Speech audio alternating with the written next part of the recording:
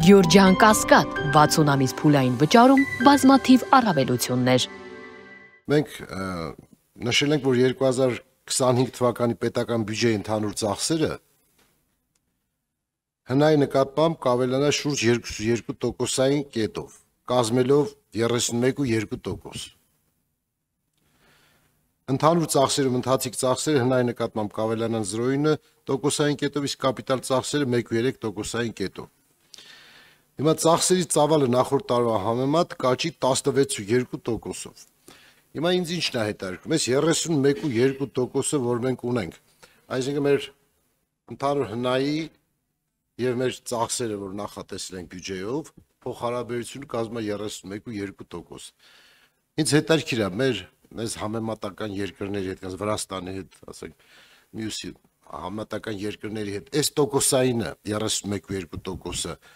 շատ է, թե ես տպավորություն ունեմ, ոնց որ մենք ծախսերի ավելցուկ ունենք հնայի նկատմամբ։ Միգուցե այդպես չի, բայց դա կարող ենք ճշտել, եթե մենք համեմատական երկրների հետ նայենք, նրանց բյուջետային ծախսերը իրենց հնայի որ տոկոսն են կազմում։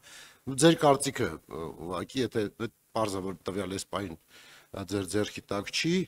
բայց ինչ կարծիք է եկել, ասենք 31.2% հնայի որպես բյուջետային ծախսեր, շատ է, քիչ է, ճիշտ է, լավ է թե վատ է, էլի։ Բնութագրենք այդ հարցը։ Ձեր հարցը երևի ֆինանսների նախարարը առաջին մասով հաստատ ավելի լավ կպատասխաներ, որովհետև վստահաբար ֆինանսների նախարարությունում այդպիսի վարժություն անում են, նաև որպեսզի միջազգային փորձը նայեն։ Գիտեք, փիլիսոփայական հարց եք բարձրացնում։ Օրինակ, եկամտային հարկը պետք է լինի 10%, 20 թե 30%։ Իսկ դա կախված է քաղաքականություններից։ Հիմա երկրներ կա եկամտային հարկը Հայաստանի նկատմամբ էական բարձր է, երկրներ կա էական ցածր է։ Պետությունը օրինակ պետքա աջակցի, որպեսզի իր ապրանքները արտահանվեն ֆինանսապես։ Էլի տնտեսական քաղաքականության հարց է։ Պետք է կամ հետեւաբար այս կոնտեքստում կամ օրինակ ինչ պետք է անի պետությունը, ենթադրենք մանկապարտեզ սարքի, թե կենսաթոշակ ավելացնի։ Մեկը կապիտալ ծախս է, մյուսը ընթացիկ ծախս։ Այսինքն սրանք տնտեսական քաղաքականության հարցեր են եւ բազմաթիվ հանգամանքներից են կախված, այդ թվում նաեւ կուսակցությունների նախընտրական ծրագրերից, իրենց փիլիսոփայությունից, այդ պահին նաև ժողովրդի տրամադրությունից, որովհետև եթե ենթադրենք երկու քաղաքական ուժ գնա, մեկը ասի ես գնում եմ դպրոց մանկապարտեզ ճանապարհ կառուցեմ, մյուսը ասի ես գնում եմ այդ նույն գումարով ենթադրենք թոշակ ու աշխատավարձ բարձրացնեմ, էլի քաղաքական ուժերից որ մեկը կհաղթի, ենթադրաբար այդ տնտեսական քաղաքականությունը, այդ փիլիսոփայությունը այդ ժամանակահատվածի համար կիրականացվի, այդ ժամանակահատվածի համար։ Ես կարծում եմ, որ մի քիչ դժվար կլինի բերել տարբեր երկրների փորձը իրար կողք, որովհետև ամեն երկիր իր խնդիրն ունի։ Օրինակ աշխարհում քիչ երկրներ կան, որ հնայի այսքան բարձր տոկոս ծախսում են իրենց պաշտպանության վրա։ Մենք քիչ առաջ խոսում էինք նախորդ ժամանակվա շրջանի ու այս ժամանակաշրջանի վրա։ Ասենք, եթե մենք կոնֆլիկտի մեջ, իսկ որևէ մեկը հաշվել է, եթե մենք կոնֆլիկտի մեջ չլինեինք, Հայաստանում այսօր քանի 100,000 երեխա կուտակային, ասենք, նորմալ դպրոց գնացած կլիներ, որովհետև այդ փողը ոչ թե կառնեինք զենք, այլ կսարքեինք դպրոց։ Քանի 100,000 երեխա մանկապարտեզ գնացած կլիներ, որ չի գնացել այս 30 քանի տարվա ընթացքում։ Օրինակ ես գնում էի մանկապարտեզ ու ինչ-որ մի օր գնացի ու այդ մանկապարտեզը փակվեց, որովհետև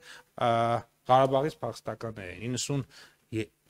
91-2 թվականներ եկել եւ հիմա սա օրինակ ինչ որ մեկը հաշվել է, թե սա ասենք մեր հնայի վրա ինչ ազդեցություն ունի։ Մենք հաշվում ենք օրինակ ինչքան ենթադրենք ստեղ ենք ծախսարել, բայց ինչքան երեխա մանկապարտեզ չի գնացել, քանի 100,000 է այս կուտակային ընթացքում։ Քանի 100,000 հոգի չի գնացել դպրոց կամ չի գնացել դպրոց, որտեղ քիմիայի լաբորատորիա չկա, կամ գնացել է դպրոց, որտեղ քիմիայի լաբորատորիա չկա, ֆիզիկայի լաբորատորիա չկա, ֆիզկուլտուրայի դահլիճ չկա, դպրոցի գրքերը ոչ թե օրինակ 98 թվականի էին, այլ ենթադրենք 88 թվականի, հետևաբար հին էին բարոյապես, ֆիզիկապես եւ բոլոր Պարոն Պապյան, կոնկրետացնեմ, որ ավելի ուրիշ է հարցը սենց է։ Ասենք մենք որը հարց եք տալիս, ես հասկանում պատասխանի հարցակցություն, ավելի շուտ ես տայում եմ հետեւյալը։ Մեր բյուջեն, ասենք ցանկացած մեկիս ընտանեկան բյուջեն պայմանական ասած 1 միլիոն դրամ է։ Մենք ո՞նց ենք մտածում, դրա 70% ծախսելն է ճիշտ, 30% խնայել, թե 100%-ն է ճիշտ։ Այսինքն այստեղ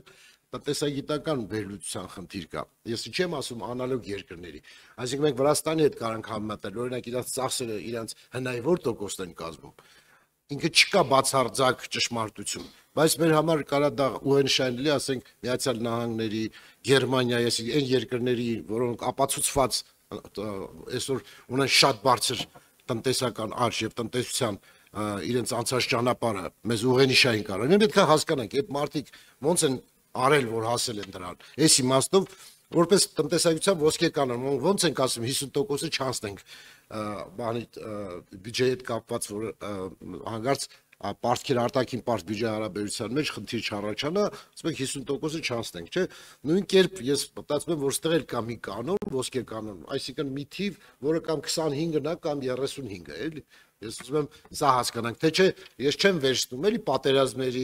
այդ երևույթների հետ կապված, ոչ թե վերցնում արտակարգ իրավիճակներում, այլ եթե մենք ստաբիլ գնում ենք զարգացման մեր խաղաղության պայմանագիրը, կարծում եմ, որ կգործի Աստծո կամքով սա ամեն ինչ նորմալ կլինի, եւ մենք պիտի մի օր նստենք որոշենք, ասենք ժողովուրդ, մեր հնան այսքան է, սա ինչքանը ծախսենք, որ ճիշտ լինի, միգուցե պետքա մի բանը լավ էլ ծախսենք, կամ միգուցե պետքա արդեն գոտիներս ձգենք, սկսենք չծախսել։ Սրա մասին եմ ուզում ձեր կարծիք իմանալ, որովհետև սա տնտեսագիտական մեջ է։ Տեսեք, ես էլի վերադառնամ ընտանիքի իրավիճակին։ Նույնը պետության մեջ է։ Մեկ այլ իրավիճակ է, երբ որ այդ ընտանիքը ստիպված է, օրինակ, իր 1 միլիոն դրամի կեսը տալ, ենթադրենք, որևէ պահակային ծառայության, որ իրենց տունը պաշտպանի։ Մեկ այլ իրավիճակ է, որ այդ ընտանիքը կարա այդ 1 միլիոն դրամի կեսը տա երեխայի կրթությանը։ Այսինքն, եթե այն մի դեպքում ստիպված է այդ մնացած 500,000-ից ինքը արդեն սնունդ, կոմունալներ եւ այլն վերջում ասենք մնա տակը 50,000 դրամ երեխայի կրթության փող, այդ 50,000 դրամի մեջ այդ երեխան պիտի չկրթվի կամ կրթվի այնքան ինչքան որ կարա։